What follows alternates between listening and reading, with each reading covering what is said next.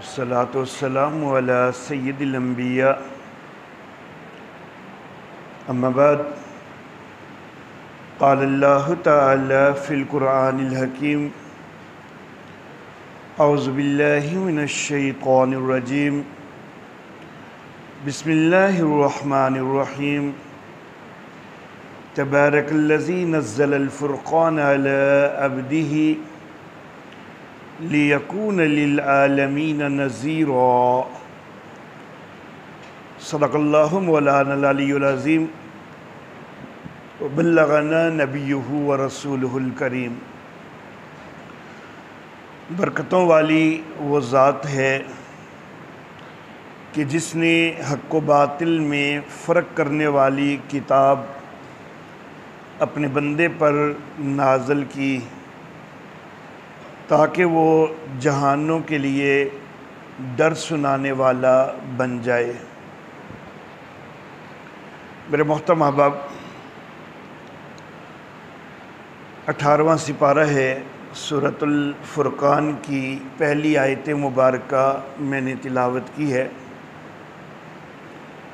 जिसकी इब्तिदा अल्लाह रब्बुल इज़्ज़त एक दावा से फरमा रहे हैं और वह दावा ये है कि तबारकल्लज़ी बरकतें देने वाली ज़ात वो अल्लाह की है।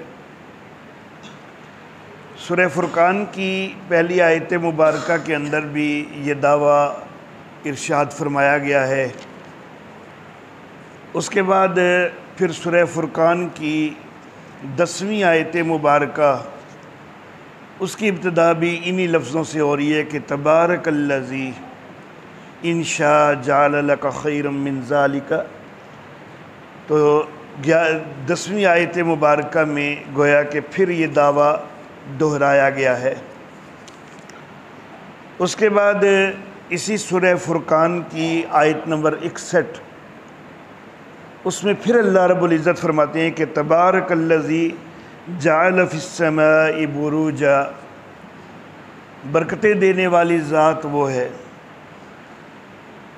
3 दफ़ा अल्लाह रब्बुल इज़्ज़त ने इस सूरह मुबारका के अंदर ये दावा ज़िक्र फरमाया है।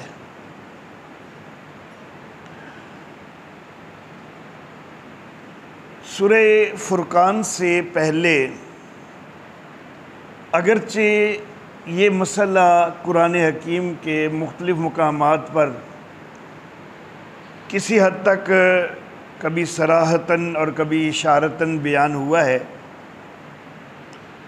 लेकिन बहरहाल बाकायदा एक सूरत के दावा की हैसियत से ये मसला सबसे पहले सूरह फ़ुरक़ान में ही बयान हुआ है कि बरकतें देने वाला अल्लाह ही है।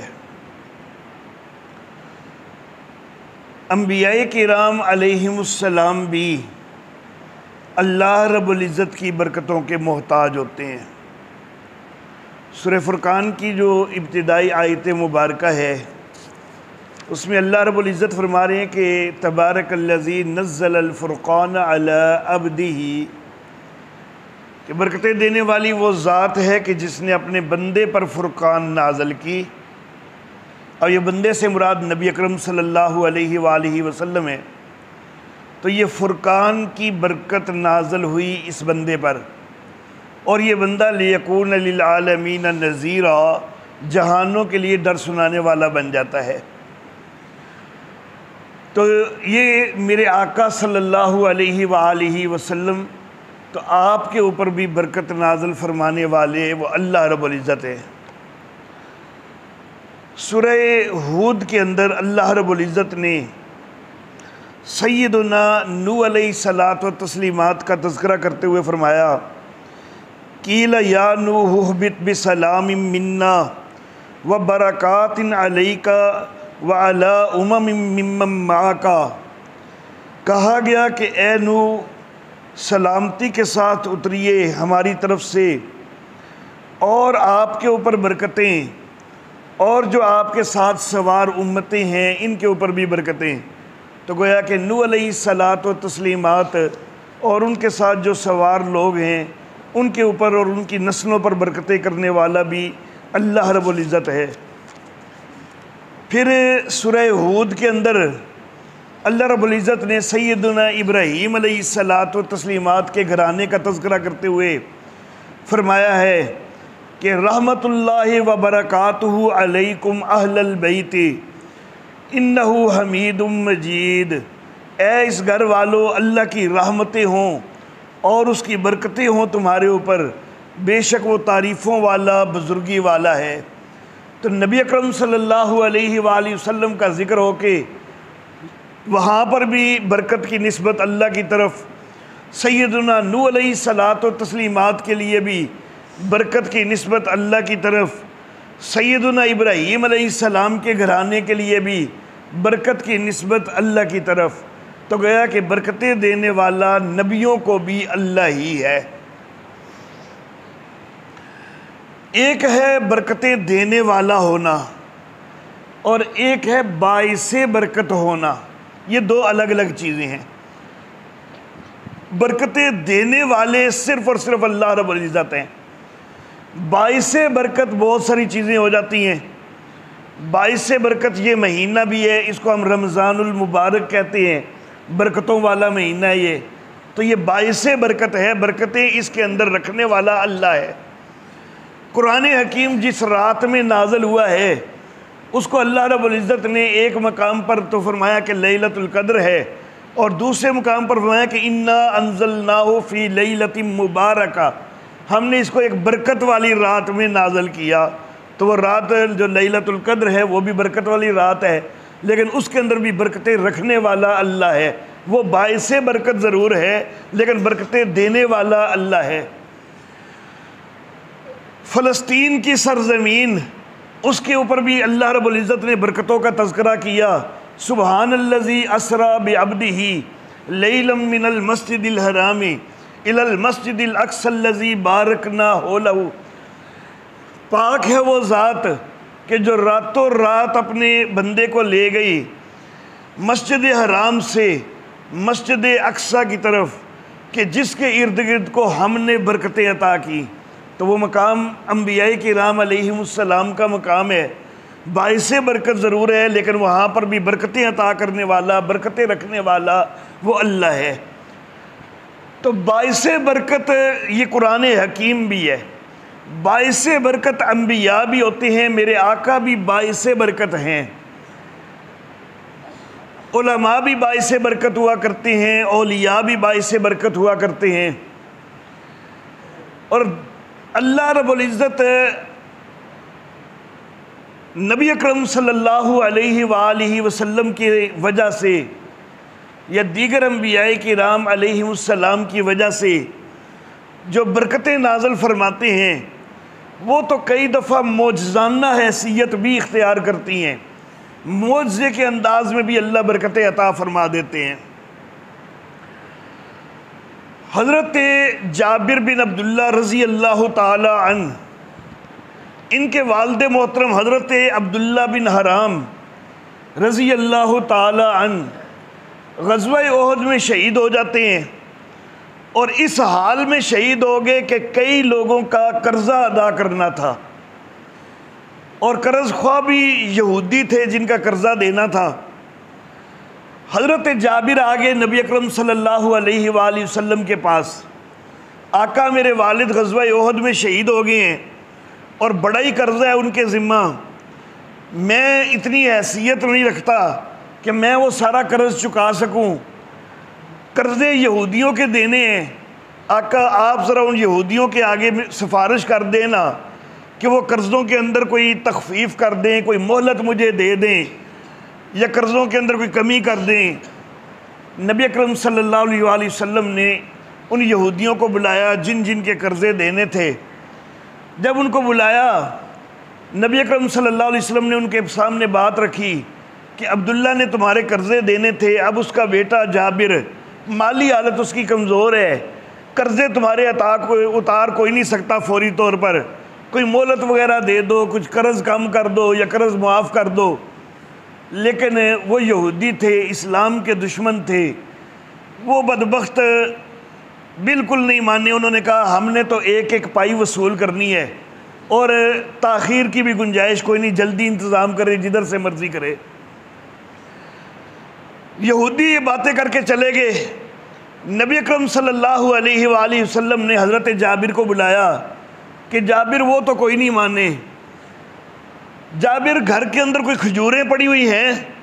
जी आका कुछ खजूरें तो हैं। अच्छा जाबिर जाओ वो खजूरें लेके आओ। खजूरें फिर होती हैं मुख्तलिफ़ किस्म की।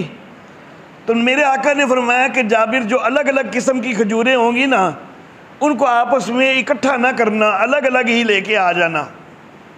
हज़रत जाबिर घर में गए, जो 2-4 किस्म की कोई मुख्तलिफ़ खजूरें थोड़ी थोड़ी पड़ी हुई थी वो लेके आ गए। नबी अकरम सल्लल्लाहु अलैहि वसल्लम चटाई के ऊपर तशरीफ़ फरमा हो गए। हज़रत जाबिर से कहा कि खजूरें मेरे इर्द गिर्द रख दो।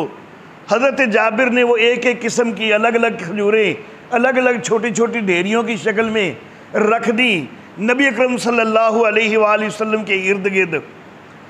नबी अकरम सल्लल्लाहु अलैहि वसल्लम ने अब उन यहूदियों को बुलाया और एक एक से पूछा, हाँ भाई तेरा कितना कर्ज़ है? जी मेरा इतना कर्ज़ है। अच्छा इतने कर्ज़ के लिए कितनी खजूरें हों कि वो कर्ज़ हो जाता है? जी इतने किलो खजूरों से मेरा कर्ज़ पूरा हो जाता है। चल इधर से तोल ले इतने किलो खजूरें। वो तोल के ले गया। दूसरे से पूछा तेरा कितना कर्ज़ है? कितने किलो खजूरें होंगी? कितना किलो तो चलो हमारा मौजूदा दौर का पैमाना है, जो भी उस दौर में पैमाना था, कितने रितल होंगी, कितने मान होगी वगैरह। तो सारे अपने अपने कर्ज़े के मुताबिक खजूरें तोल के ले गए। ये अल्लाह रब्बुल इज़्ज़त ने बरकत अता फरमा दी। और आखिर पे भी खजूरें उसी की तरह जिस तरह रखी थी उसी तरह पड़ी हुई हैं।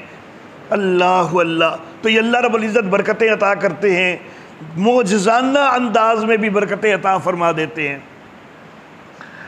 ग़ज़वा खंदक का मौका है।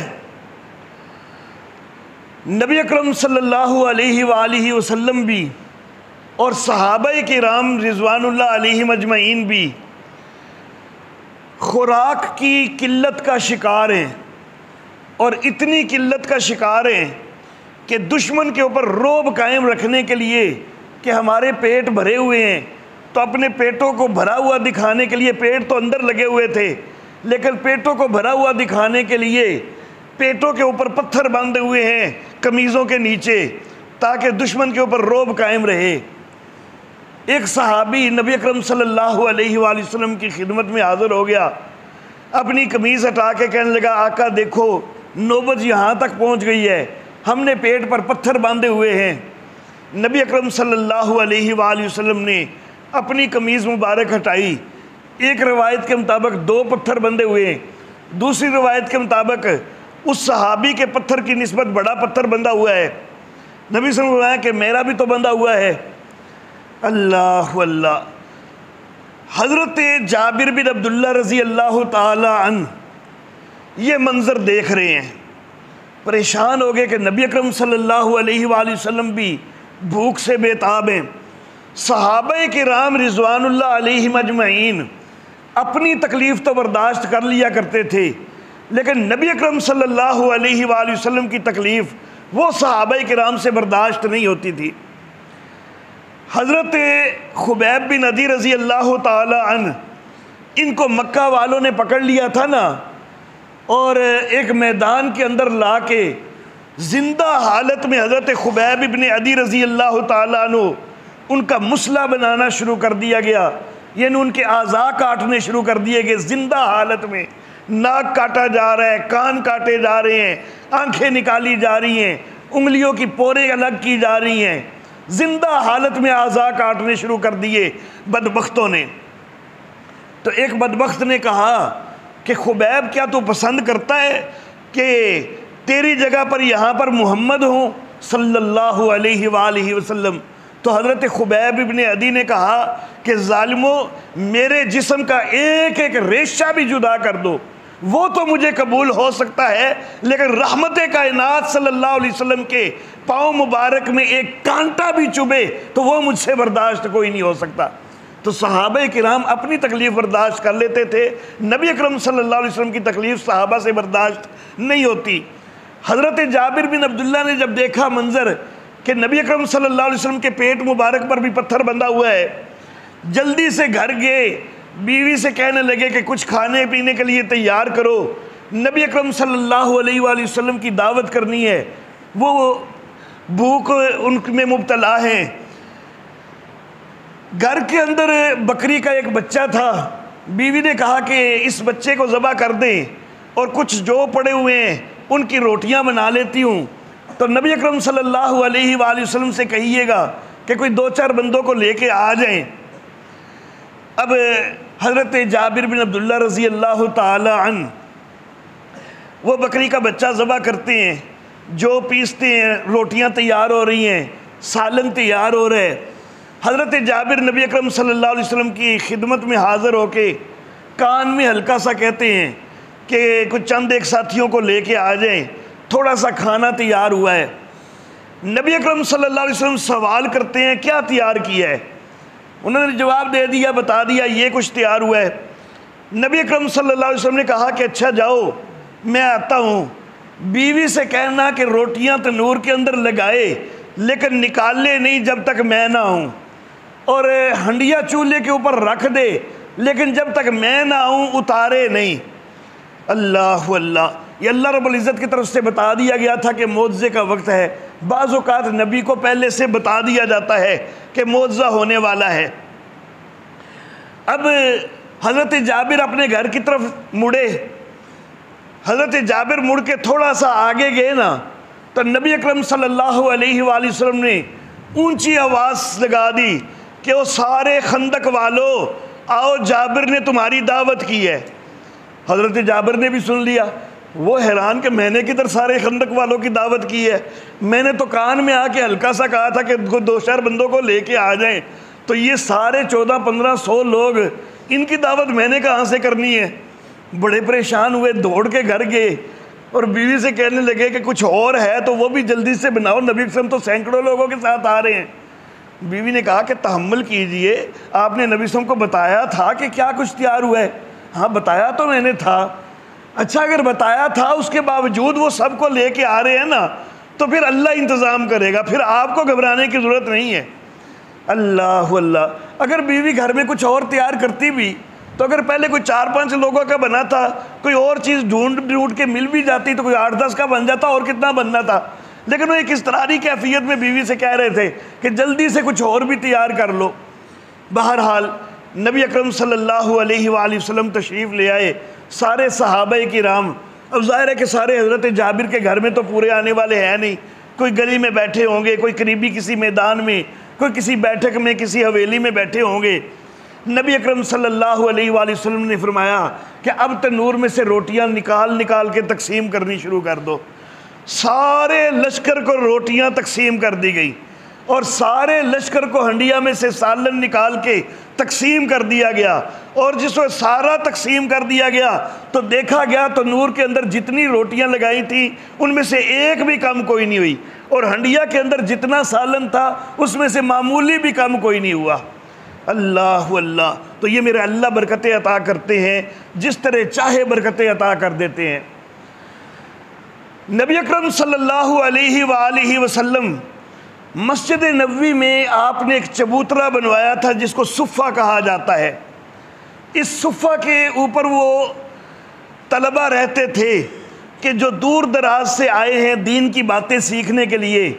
गोया कि ये नबी अकरम सल्लल्लाहु अलैहि वसल्लम की यूनिवर्सिटी का हॉस्टल था। अब ये जो हॉस्टल वाले सुफ़ा वाले तलबा हैं, इनका गुजारा आम तौर पर इसी तरह होता था कि मदीना के लोग अपने घरों में जो कुछ खाना वगैरह बनता तो थोड़ा बहुत इनको भी पहुंचा देते, इस तरह इनकी गुज़र औकात होती। हज़रत अबू हुरैरा रज़ी अल्लाह ताला अन्हु, ये भी असहाबे सुफ़ा में से हैं, ये भी उन्हीं तलब इल्मों में से हैं। तो कई दफ़ा खाने पीने के लिए कुछ आ जाता था, कई दफ़ा नहीं भी आता था। एक दिन बड़े भूख से बेताब हो गए, खाने पीने के लिए कुछ आया नहीं है। भूख से बेताब होके परेशान होके बाहर निकले ताकि किसी की मेरी तरफ तवज्जो हो जाए, कोई खाना ही कोई पूछ ले। खुद गैरत वाले हैं, खुददारी वाले हैं, खुद से कहते हुए शर्म आती है। एक ऐसे चौक में कि जहाँ से अक्सर लोगों का गुज़र होता रहता था, वहाँ पे जाके खड़े हो गए। इत्तेफाकन हज़रत अबू बकर सिद्दीक़ रज़ी अल्लाह ताला अन्हु का गुज़र हुआ। ये जल्दी से आगे हुए। मकसद ये था कि उनकी तवज्जो ज़रा अपनी तरफ मबजूल करवाऊँ। एक आयत मुबारका का जो है ना मफ़हूम पूछा, और गालबन आयत मुबारका भी वो कि जिसमें भूखों को खाने खिलाने की तरगीब दी गई है। मफ़हूम पूछा हज़रत अबू बकर सिद्दीक़, उन्होंने ख्याल नहीं किया। आयत तो बड़ी आसान सी थी, उन्होंने मुख्तसर सा मफ़हूम बताया और आगे चले गए। उन्होंने तवज्जो नहीं की कि हज़रत अबू हुरैरा का असल मकसद क्या है। हज़रत उमर फ़ारूक रज़ी अल्लाह ताला अन्हु का गुज़र हुआ। हज़रत अबू हुरैरा ने उनसे भी वही आयत मुबारका, उसी का मफ़हूम पूछा। हज़रत उमर फ़ारूक ने भी ख्याल नहीं किया, हो सकता है जल्दी में हो, ख्याल नहीं किया, थोड़ा सा मफ़हूम बताया, वो भी निकल गए। इतने में नबी अकरम सल्लल्लाहु अलैहि वसल्लम, कायनात की सबसे ज़ीरक हस्ती, मेरे आका तशरीफ़ ले आए। हज़रत अबू हुरैरा रज़ी अल्लाह ताला अन्हु ने उसी आयत मुबारका का मतलब नबी अकरम सल्लल्लाहु अलैहि वसल्लम से भी पूछ लिया। तो नबी अकरम सल्लल्लाहु अलैहि वसल्लम मुस्करा दिए। मुस्करा के कहने लगे कि अबू हुरैरा, सही सही बोलो ना, सीधा बोलो ना कि भूख लगी है। जी आका, बात तो यही है कि भूख लगी है। अच्छा अबू हुरैरा, आ जाओ मेरे साथ, चलते हैं, देखते हैं घर में कोई इंतज़ाम है खाने पीने के लिए। अब हज़रत अबू हुरैरा नबी अकरम सल्लल्लाहु अलैहि वसल्लम के मेहमान बन के नबी अकरम सल्लल्लाहु अलैहि वसल्लम के घर आ रहे हैं। नबी अकरम सल्लल्लाहु अलैहि वसल्लम ने सारी अज़वाज मुतहरात की तरफ पैगाम भेजा कि अबू हुरैरा मेहमान आया है, किसी के घर में कोई खाने पीने की कोई चीज़ है तो भेजो। और हालत ये है कि सिर्फ़ एक ज़ौजा मुतहरा के घर से दूध का एक प्याला आया है और किसी के घर में खाने पीने के लिए कुछ नहीं है, सिर्फ़ एक दूध का प्याला आया। अल्लाह अल्लाह। अब हज़रत अबू हुरैरा को उम्मीद लगी कि अभी नबी अकरम सल्लल्लाहु अलैहि वसल्लम मुझे हुक्म देते हैं तो मैं पी लेता हूँ। लेकिन नबी अकरम सल्लल्लाहु अलैहि वसल्लम ने कहा कि अबू हुरैरा, अगर तू भूखा है तो वो बाकी सुफ़ा वाले जो हैं उनको भी तो खाने के लिए कुछ नहीं मिला, उनको भी तो भूख लगी होगी, तो चलो ये दूध आया है उनको भी बुला लो, सारे पी लेंगे।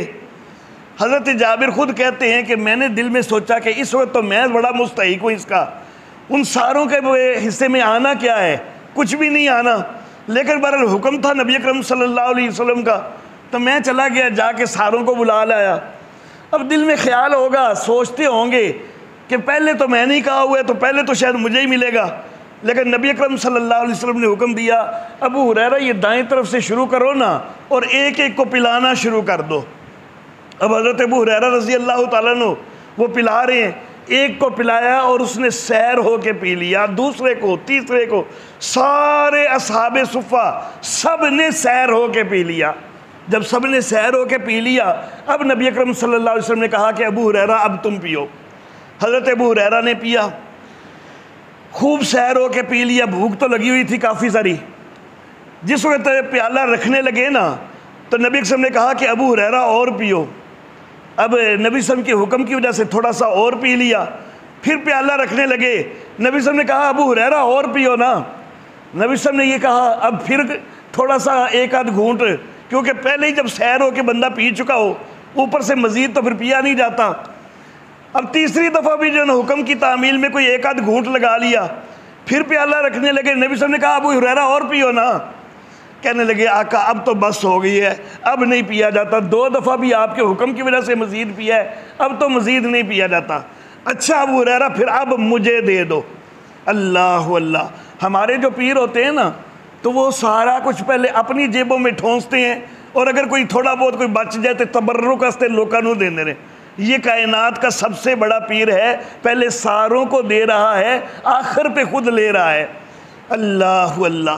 तो बहरहाल नबी अकरम सल्लल्लाहु अलैहि वसल्लम की वजह से बड़ी बरकतें हो रही हैं, बाइसे बरकत हैं मेरे आका सल्लल्लाहु अलैहि वसल्लम।